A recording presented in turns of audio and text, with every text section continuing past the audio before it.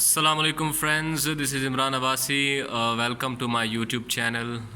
Today again we are up here with another interesting and informative topic regarding the history of Pakistan and the history of Pakistan constitution making. یہ پاکستان کا جو کانسٹیٹیوشنز بنے ہیں تین پاکستان کی history میں، یہ تینوں بہت ہی آپس میں سملر ہیں اور کئی چیزوں پر وہ ڈائیورج بھی ہوتے ہیں. ان ساری چیزوں کو آج ہم کمپیئر اور کنٹراسٹ کریں گے. So the topic of today's lecture is the comparative analysis of constitutions of Pakistan. As you know, there have been so far 3 constitutions which have been promulgated throughout the history of Pakistan. پہلے جو constitution تھا پاکستان کا 1956 میں بنا تھا، اور دوسرا بنا تھا 1962 میں، اور تیسرا بنا تھا جو ابھی تک رائج اور ویلڈ ہے وہ 1973 میں بنا تھا.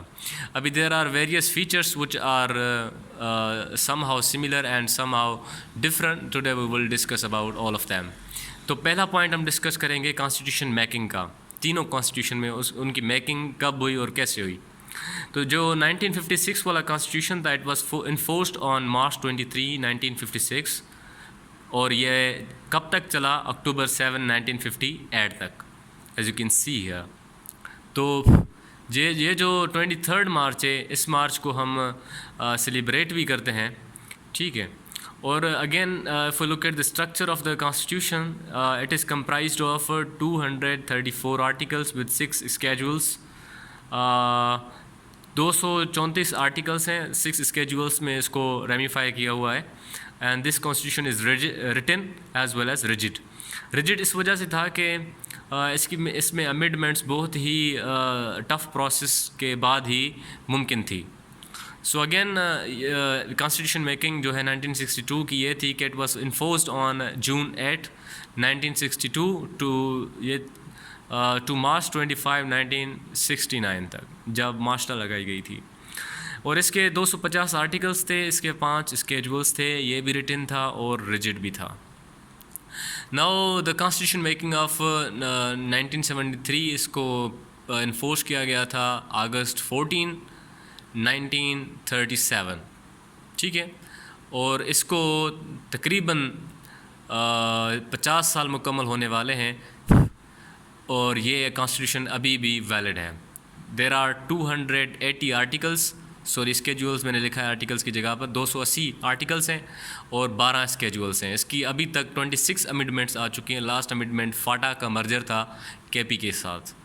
It is written as well as rigid. ابھی پریزیڈینشیل پاورس 1956 کا کانسٹیٹیوشن وہ یہ کہتا تھا کہ president could dissolve the national assembly on the advice of cabinet, مطلب کہ اس کے پاس ایبسلیوٹ اتھارٹی موجود تھی اسمبلی کو توڑنے کی، کیبنیٹ کو توڑنے کی،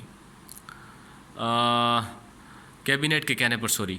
اور under 1962 president had great powers, اور اس کے پاس بھی ڈیزالو کرنے کے پاورس بھی تھے. نا ابھی 1973 کا جو کانسٹیٹیوشن تھا، اس میں جو پرائم منسٹر تھا وہ نیشنل اسمبلی کو کسی بھی ٹائم توڑ سکتا ہے، ٹھیک ہے.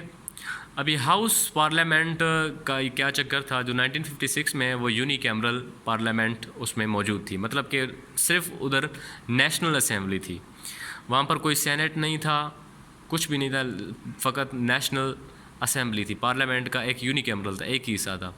And the same story was in 1962 constitution. اور ابھی جو 1973 والا کانسٹیٹیوشن تھا، اٹ واز بائی کیمرل، مطلب کہ اس کے 2 ہاؤس تھے، ایک سینٹ تھا، دوسرا نیشنل اسمبلی تھا، ٹھیک ہے. فارم آف گورنمنٹ 1956 میں جو انٹروڈیوس کروایا گیا تھا وہ پارلیمنٹری فارم آف گورنمنٹ تھا، اور 1962 میں بھی پریزیڈینشیل فارم آف گورنمنٹ تھا، ٹھیک ہے. 1973 میں پھر پارلیمنٹری آ گیا، ٹھیک ہے. اینڈ ریفرینڈم کے بارے میں ان کانسٹیٹیوشنس کا کیا کہنا تھا؟ 1956 کانسٹیٹیوشن یہ کہتا کہ know any institution for referendum. وہاں پر ان کے پاس کوئی بھی ایسا ادارہ انسٹیٹیوٹ نہیں تھا کہ جس کے تھرو وہ ریفرینڈم کروا سکیں. اینڈ 1962 کا constitution introduced institution known as referendum in the country. انہوں نے ریفرینڈم بھی انٹروڈیوس کروایا، جس کے ذریعے وہ ملک میں جو نیشنل ایشو تھا اس پہ عوام کی رائے طلب کر سکیں. اینڈ 1973 جو اب کانسٹیٹیوشن ہے، اس کو پریزیڈنٹ کے پاس یہ اتھارٹی ہے کہ وہ ریفرینڈم کروائے کسی بھی نیشنل ایشو پر.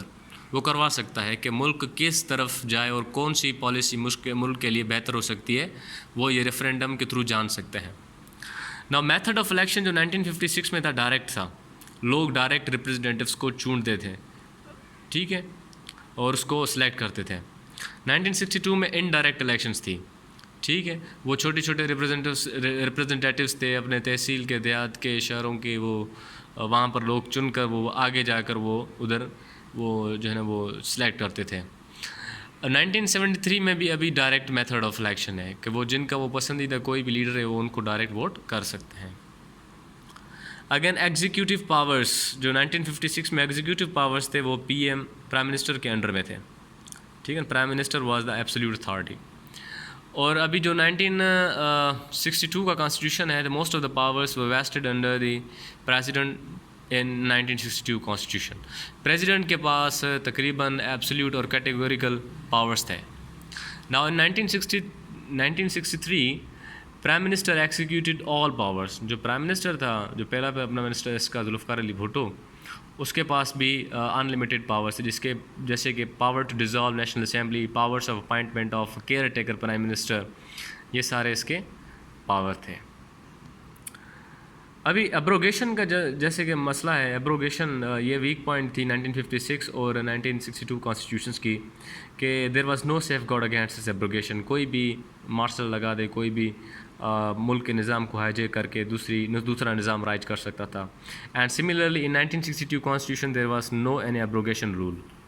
ہاں، ابھی اس 1973 میں ایبروگیشن کے خلاف ایک قانون ہے جسے ہم ہائی ٹریزن کہتے ہیں، غداری کا کیس، جو سنگین غداری کا کیس کہتے ہیں، کہ کوئی بھی اگر نیشنل اسمبلی یا کانسٹیٹیوشن کو چیلنج کرے گا یا اس کو امینڈ تو ہو سکتا ہے لیکن اس کو نلیفائی یا اس کو کینسل کرنے کی کوشش کرے گا تو ہی will be she will be charge with high treason.